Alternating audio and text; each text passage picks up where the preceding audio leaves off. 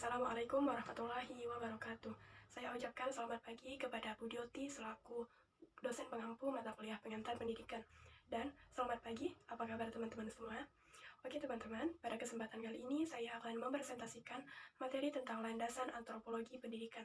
Sebelum itu, izinkan saya memperkenalkan diri terlebih dahulu. Nama saya Windy Winata dengan NIM F1081221046. Pertama-tama, kita harus mengetahui apa itu antropologi. Antropologi berasal dari bahasa Yunani yang terdiri dari dua kata, yaitu anthropos dan logos. Anthropos artinya manusia dan logos artinya ilmu. Di sini dikatakan bahwa antropologi itu adalah ilmu atau studi atau kajian yang mempelajari tentang manusia. Apa saja yang dipelajari? Nah, banyak hal yang dipelajari di sini, termasuk hal-hal yang mengenai perubahan dan kemajuannya. Menurut Haviland, antropologi itu adalah suatu studi tentang umat manusia yang berusaha menyusun generalisasi yang bermanfaat tentang manusia dan perilakunya, serta untuk memperoleh pengertian yang lengkap tentang keanekaragaman manusia.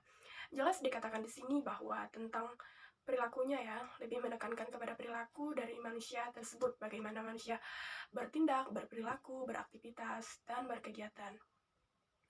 Antropologi pendidikan dapat dijadikan bekal peserta didik dalam berbudaya di tengah komunitas budayanya. Manusia menciptakan kebudayaan, dan karena kebudayaannya, manusia hidup berbudaya. Kebudayaan mempengaruhi atau membangun kepribadian seseorang melalui pendidikan.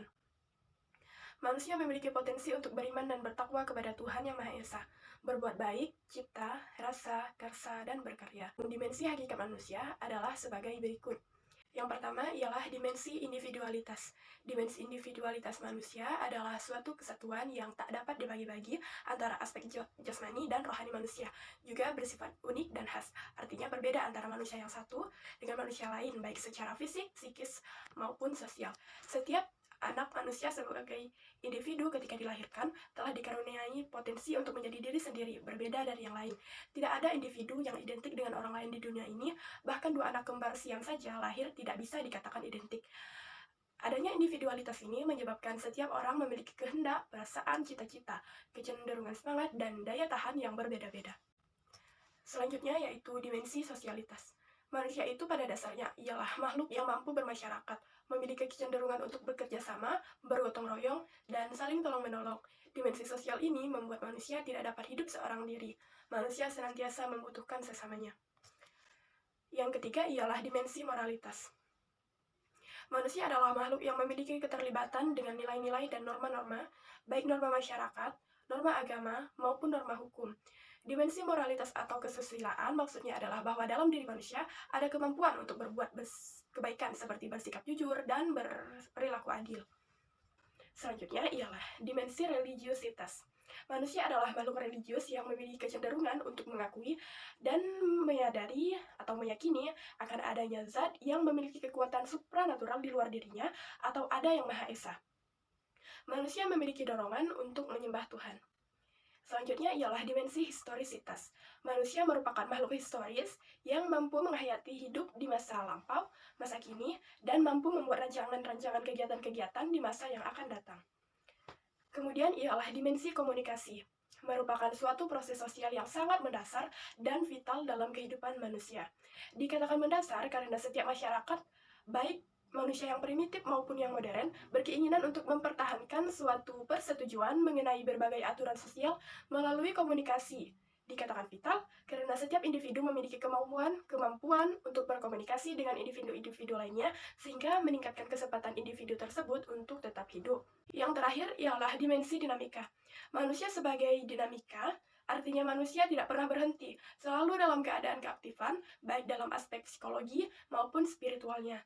Adapun dinamika itu adalah untuk penyempurnaan diri dalam hubungannya dengan sesama, dengan dunia, dan juga hubungannya dengan Tuhan. Selanjutnya ialah manusia sebagai makhluk yang perlu dididik dan dapat mendidik.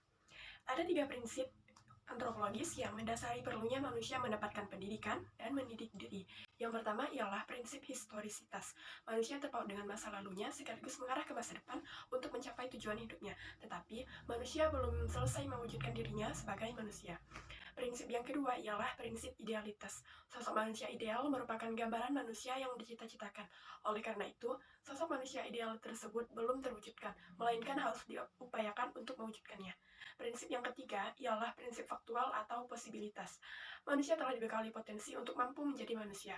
Potensi tersebut mungkin terwujud, kurang terwujud, atau bahkan tidak terwujud. Kemudian, pendidikan sebagai humanisasi. Pendidikan adalah humanisasi. Sebagai humanisasi, pendidikan hendaknya dilaksanakan untuk membantu perealisasian atau pengembangan berbagai potensi manusia, yaitu potensi untuk mampu beriman dan bertakwa terhadap Tuhan Yang Maha Esa, berbuat baik, hidup sehat, potensi cipta, rasa, karsa, dan karya. Serta harus meliputi berbagai bentuk kegiatan dalam upaya mengembangkan berbagai potensi manusia dalam konteks dimensi keberagaman, moralitas, individualitas, sosialitas, dan keberbudayaan secara menyeluruh dan terpadu. Semua itu harus dikembangkan secara menyeluruh dan terintegrasi dalam konteks kehidupan keberagaman, moralitas, individualitas, sosial, dan kultural. Selanjutnya kita akan membahas sejarah perkembangan antropologi pendidikan yang fase pertama yaitu sebelum 1800 Masehi, sekitar abad ke-15-16, bangsa-bangsa di Eropa untuk menjelajahi dunia, mereka banyak menemukan hal-hal. Mereka juga banyak menjumpai suku-suku asing. Kisah-kisah petualangan dan penemuan mereka kemudian dicatat di jurnal perjalanan. Mereka mencatat mulai dari ciri-ciri fisik, kebudayaan, dan bahasa dari suku tersebut. Catatan tersebut kemudian dikenal dengan bahan etnografi atau deskripsi tentang bangsa-bangsa. Selanjutnya fase kedua yaitu pada tahun 1800 Masehi.